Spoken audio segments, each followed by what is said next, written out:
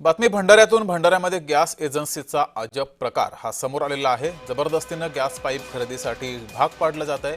नागरिकांचा हा गॅस एजन्सीवर आरोप आहे। या ठिकाणी सिलेंडर घेण्यासाठी जाणाऱ्या नागरिकांना जबरदस्तीने गॅस पाईप खरेदी करायला भाग पाडलं जात आहे। माझ्याकडे पाईप वगैरे सर्व आहे। नेहमी आमच्याकडे गाडी येतो इथं एजन्सीची चर्च पाशी, तेव्हा आम्ही सिलेंडर घेतो। जेव्हा जेव्हा लागलं तेव्हा सिराज भाऊ आणून देतात आणि बुकिंग केल्यानंतरच मिळतो।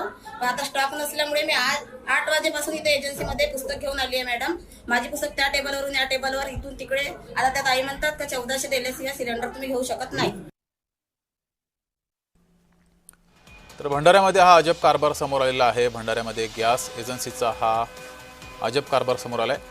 जे ग्राहक सिलेंडर घ्यायला येतात त्यांना बळजबरीनं गॅस पाईप सुद्धा त्यांना विकला जातोय, त्यांच्या माथी मारला जातोय असा आरोप या सर्व ग्राहकांनी केलेला आहे।